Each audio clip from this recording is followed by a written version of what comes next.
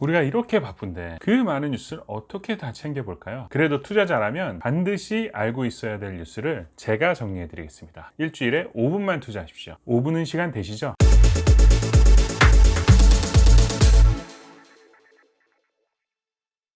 안녕하세요, 한동화입니다. 돈이 되는 주간 뉴스 시작해 보도록 하겠습니다. 첫 번째로는 명품 가격 수시로 올리고 또 줄 세워도 호객된 한국이란 제목인데, 우리나라의 명품 소비가 정말 상당히 대단한 것 같습니다. 그래서 심지어는 AS까지도 줄 서서 기다려야만 되는 현상이 일어나고 있다고 합니다. 이런 소비가 과연 바람직한 것인가? 라는 것들을 한번 생각해 보실 필요가 있다고 생각하고요. 그리고 우리나라 같은 경우 올해만 최대 5차례를 인상을 했다고 합니다. 가격이 계속 인상되니까 중고 가격도 가격이 올라가는 기현상이 일어나게 되는 거죠. 그래서 프랑스 본사보다도 한 20% 정도 업 시켜도 우리나라에서 팔린다고 합니다. 김치 프리미엄이라는 얘기가 있을 정도로 몇몇 분들의 소비 형태, 그리고 K컵이라고 많이 하잖아요. 빈부의 격차의 어떤 상징적인 모습입니다. 제가 이 기사를 가져온 이유는 이게 경제현상의 어떠한 선행지수, 신호탄 정도로 봐도 돼요. 경제가 하얀 곡선을 그리기 직전에 나타나는 과소비 형태라고 보셔도 될 것 같습니다. 뭐 이거 하나로 단정 짓긴 그렇지만 이러한 소비 형태를 경제를 읽는 것도 한 번 정도 보셨으면 좋겠습니다 라고 가져왔고요. 그리고 우리나라는 이렇게 가지 않았으면 좋겠어요. 왜냐하면 중국 같은 경우 로고가 커야 상품이 팔리는 거 아십니까? 그래서 벨트도 보면은 로고 이따만하게 막 박혀 있고, 가방도 보면 로고가 진짜 대문만하게 박혀 있고, 그리고 티셔츠에도 왼쪽 가슴에 엄청나게 로고가 이렇게 박혀야 판매가 된다고 합니다. 경제라는 것이 빈부의 격차가 심해지고 과잉으로 인한 소비나 이런 형태가 이루어지게 되면 합리적인 소비가 이루어지지 않게 되고, 이것은 경제 하나의 현상이기 때문에 이런 걸 보셨으면 좋겠고요. 그 다음에는 오너 리스크에 대해서 얘기를 많이 했잖아요. 우리나라는 디벨롭티드 선진국의 대열에 들어선 건 맞는데, 그렇게 되면 자연적으로 우리나라뿐만 아니라 오너 리스크가 경제의 가장 큰 이슈가 되는 경우가 상당히 많습니다. 왜냐하면 1세대, 2세대 이런 경영인들은 그래도 자기가 손수 일으켰던 기업이기 때문에 정말로 진정한 주인의식이 있어요. 근데 3세대, 4세대 이렇게 경영이 넘어가게 되면 사실상 주인의식이라기보다는 자기의 수익 구조 혹은 황금알을 낳는 거위 정도로 생각해서 방만 경영을 하는 경우가 상당히 많은데, 요번 주에 이런 기사가 났잖아요. 회사는 창사 이래 적자가 났는데 오너 일가는 760억 돈잔치를 했다. 이 회사가 아마 아시는 분은 다 아시겠지만 20년 만에 적자, 거의 93억, 100억에 가까운 돈이 적자가 창사 이래 처음으로 적자가 났는데, 더욱이 남매의 난이라고 해가지고 이런 복잡한 일이 있었음에도 불구하고 싸울 땐 싸우는 거고 760억을 배당금을 가져갔다고 합니다. 근데 여기서 보셔야 될 건 배당금만이라는 것입니다. 급여나 이런 것들은 따로 가져갔을 거고, 주주로서의 배당되는 이 배당금만 760억 가져갔으니까 급여나 부대 비용까지 다 포함하면 어마어마한 금액이 될 것입니다. 그래서 우리나라는 앞에서도 얘기했지만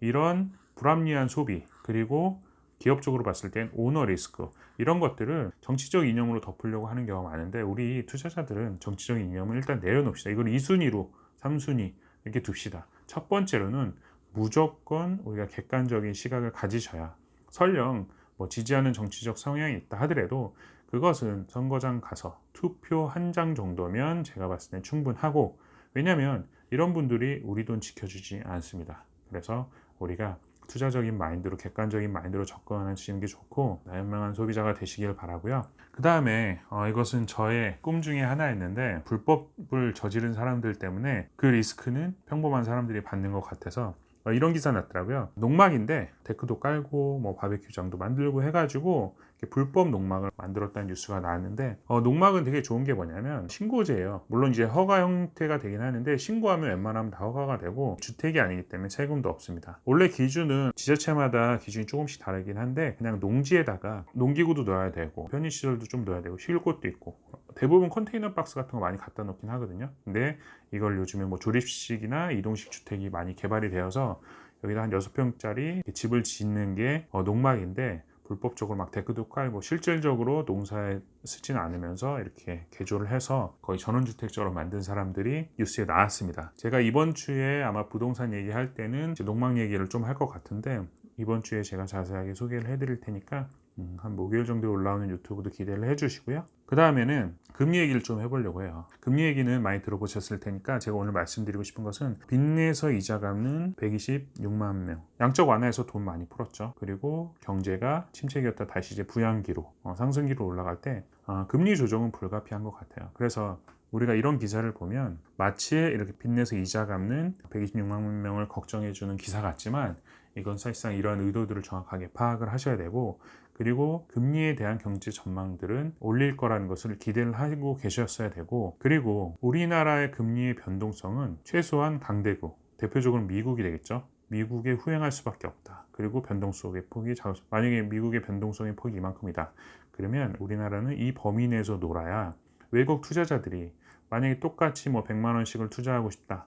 그러면 이왕이면 안정적인 곳에 가려고 하기 때문에 우리는 금리적인 측면에서 좀 더 안정성을 확보를 해줘야 우리나라의 투자 자금들이 외국으로 빠져나가지 않기 때문에 이 금리는 어쩔 수 없는 현상이고, 다만 우리 투자자들은 이 변동성에 대해서 이제 뭐 양적 완화됐고 경제가 이렇게 변하고 흐름이 이렇게 되니까 금리는 좀 오르겠구나. 그러면서 제가 말씀드리고 싶은 것이 뭐냐면, 부동산 같은 경우는 우리가 이렇게 빚내서 이자 갚는 뭐 이런 식의 형태의 유동성을 전혀 확보하지 않는 부동산 투자는 이래서 위험하다라는 것 정도로 생각하시면 될 것 같고, 부동산의 가장 큰 단점이 유동성입니다. 즉 현금화 시키는 데 문제가 있을 수 있기 때문에 너무 과도하게, 그래서 영끌이란 말도 상당히 위험한 얘기이기 때문에 우리가 정말 영끌에서 이런 투자들을 하는 것은 이 금리의 변동, 자연스러운 현상에 우리가 대처할 수 있을 정도로 해야 된다라는 것을 말씀을 드리고 싶고요. 부동산 하시는 분들이 특히 그래요. 저도 그렇고 진짜 돈 1,000만 원만 있으면 부동산에 다 투자하고 싶어 하는데 이런 유동성 확보에 항상 조심하셔야 되고요. 그리고 이거 같은 경우는 어제 나왔던 기사 같은데, 국회가 풀어준 빗장, 이게 무슨 얘기냐면 이사 대책 이후에 2월 5일부터 내가 뭐 빌라를 하나 사서 그 지역이 개발이 됐다. 그러면 분양권을 주는 게 아니라 무조건 현금 청산 시켜버리겠다. 그래서 투기를 근절하기 위해서 이런 정책을 만들었는데, 국회가 이 현금 청산할 수 있는 기한을 본회의 통과일로 바꿔버린 겁니다. 그래서 그게 7월 1일이에요. 그러면 한 2주 정도 집을 산다. 그러면 분양권을 받을 수 있는 거잖아요. 현금 청산하면 내가 산 가격에 거의 그대로 받기 때문에 수익이 없는데, 분양권을 받게 되면 거기에 프리미엄이 붙기 때문에 어마어마한 돈을 벌 수 있는 거거든요. 국회가 이렇게 해버린 거예요. 그래서 한 4억에서 15억 뭐 이런 정도의 현금을 가지고 당장 달려올 수 있는 사람들이 어마어마하게 몰리고 대기 뭐 30명 이런 식의 형태의 투기가 이루어지고 있다고 합니다. 그러니까 이런 고급 정보와 현금을 가지고 있는 사람들이 과연 누굴까? 어떠한 정책이나 뉴스를 볼 때 본질을 파악하지 않으면 정말 남의 다리 긁는 현상이 있을 수 있거든요. 그리고 이번 주에는 유난히 좀 부동산에 관한 기사가 많이 나왔던 것 같은데, 공급한다고 해도 주택가격이 계속 상승을 하고 있다고 하는데, 저는 근본적으로 부동산을 정책으로 잡는다는 것 자체가 말이 안 되는데, 이것들은 정치인들의 그냥 쇼인 겁니다. 왜 그게 쇼라고밖에 할 수 없냐면, 부동산이라는 것은 공급의 시차가 발생을 합니다. 지금 개발한다고 해도 정말 5년 뒤 10년 뒤에 실질적으로 입주할 수 있는 현상이 나타나기 때문에 효과는 그때 나타나는 거죠. 얼마든지 가수요나 뭐 가공급 이런 것들을 만들어낼 수 있는 것입니다. 그래서 우리가 이런 현상에 너무 크게 흔들리지 않으려면 부동산 IQ를 높이자. 반드시 공부를 하셔야 됩니다. 그래서 뉴스는 꼭 필터링이 필요하다. 뉴스를 뉴스대로 보지 마시고 왜 이런 현상이 일어났을까? 이게 정말 맞는 현상일까? 한 번 정도 고민을 해보셔야 됩니다. 그래서 이 공급에 대한 시차를 제가 주택 그래프를 만들어 보이자면, 만약에 주택 가격이 이렇게 올라가잖아요. 그럼 이때 정책이 발표가 돼요. 그럼 이 정책의 효과는 5년 뒤, 10년 뒤에 나타나기 때문에 우리가 보통 부동산 그래프는 뭐 계단식으로 많이 오른다고 얘기하잖아요.